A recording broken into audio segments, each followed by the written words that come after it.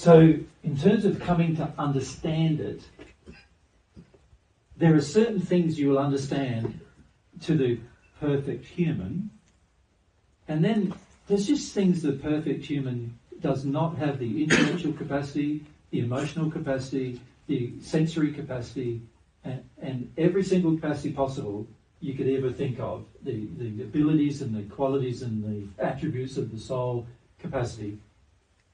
A six-sphere spirit does not have the capacity to understand the majority of the universe. And when I say the majority, I mean like 95% of it. The six-sphere spirit doesn't have the capacity to understand. The perfect natural human is incapable of understanding the universe.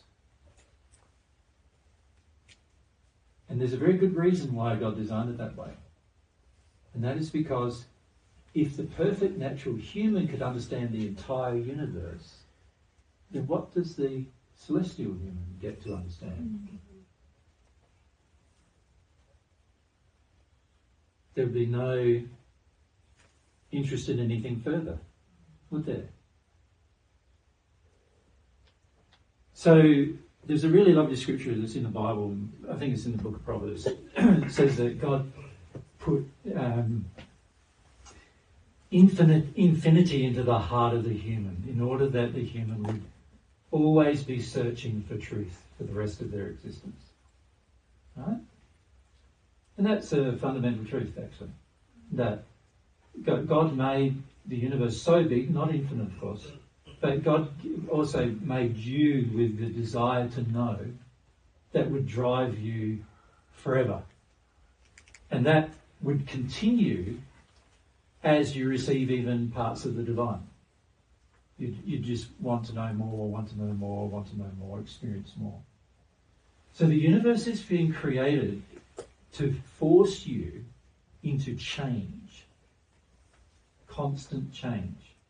So the more you want to control change, the more you're working in disharmony with the universe. It wants you to change. It wants you to grow. It wants you to learn.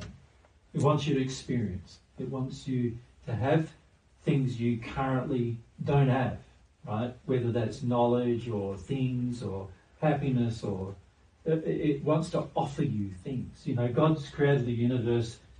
Basically, God's created the universe as a gift to the human.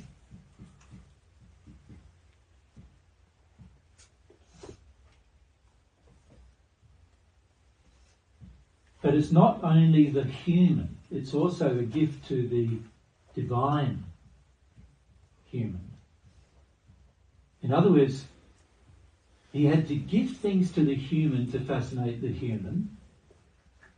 But given the fact that you all have the potential to receive part of the divine, he also had to create the universe with so much wonder in it that it would fascinate the divine part of you as well.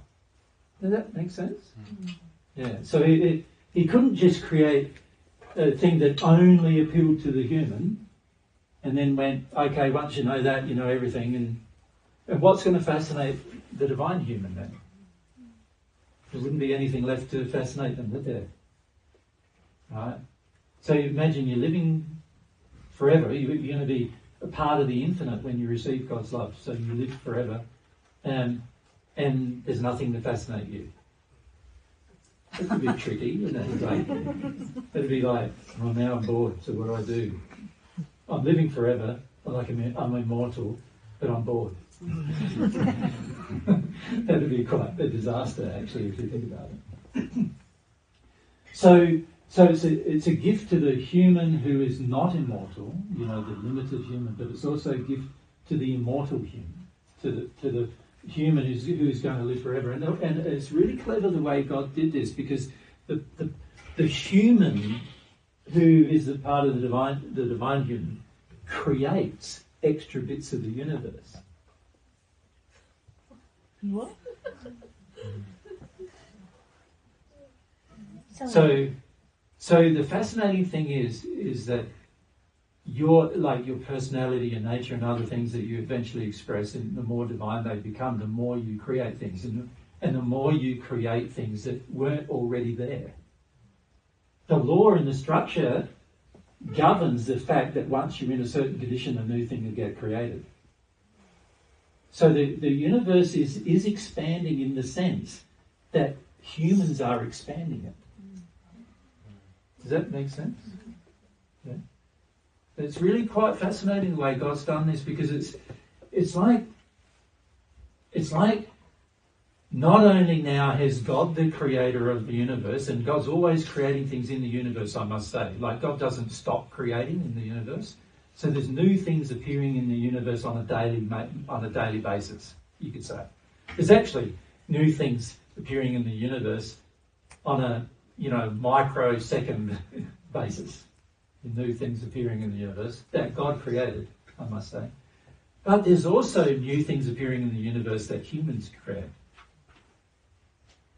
Make sense?